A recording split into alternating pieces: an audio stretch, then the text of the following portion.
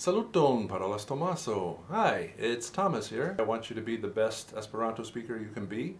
And we do here a number of different things for in and about Esperanto. Hi, kitty cat. Vi interrompis min!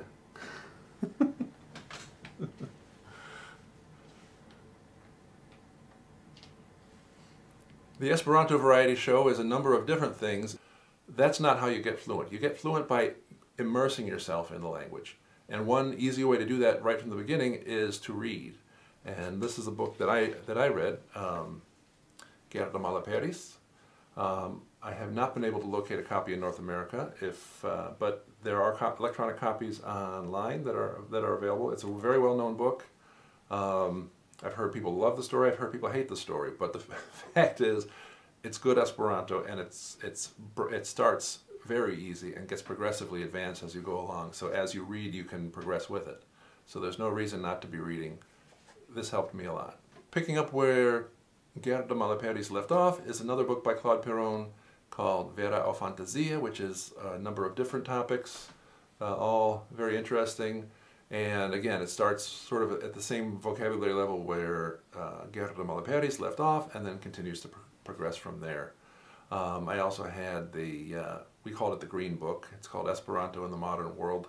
And I read that cover to cover, just random articles taken from different books and magazines and that sort of thing, all just put in a big, thick green cover. Of course, nowadays there's stuff like that all over the web, so just get out there and read. That's really going to help. My goal was to learn Esperanto for a year, or learn it till I spoke it well enough to use the Pasporta Servo. And so after a year, I think I was very comfortable in Esperanto, but I wouldn't quite say I was fluent. I know that after 4 months I could kind of get by, and after 6 months I had this moment where I was reading something in German and I understood it because of words that I learned in Esperanto, right? So I still remember that pretty clearly. And then after a year, I was, meeting people, getting to know them, making friends on this trip that I did with my wife in Europe. And we were in Belgium and Netherlands and Northern Germany, staying with different people there in their homes through the Pasporta Servo. And I do remember this pretty clearly. I still felt like I was sort of relying on them to sort of fill in the gaps of my knowledge. If I didn't know a word, I'd kind of try to describe it and they'd tell me what it is. I remember we were making French fries with one family, and I was like, well, so she showed me how to do it, how big they needed to be. And so I said, I want to save these over here so they can be my, and she said, yes, tio estas la modelo, right? So this is going to be my model. And so I was able to pick up that word from her. Right? So even then I wasn't really fluent, but I'd made my goal. I wanted to be at the point where I was comfortable in Esperanto. It took me a year. A lot of speaking, a lot of practicing.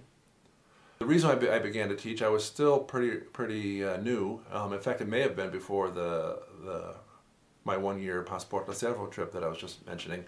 I don't remember exactly when I started, but I'd received an email saying that every day or every month or whatever it is, the free Esperanto course receives so many requests for people who wanted to learn Esperanto, but there weren't enough tutors to correct the exams.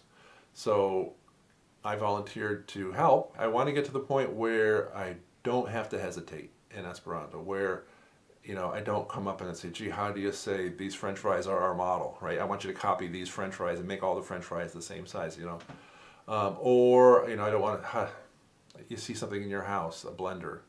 Oh, son, go ahead and turn off that thing over there, right? I didn't want the language that I was using to be oversimplified. Like, if you want to get better, find other people who speak Esperanto well and spend time with them.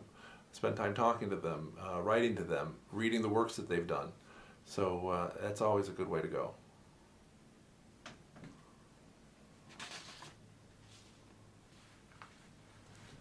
So, what do you think?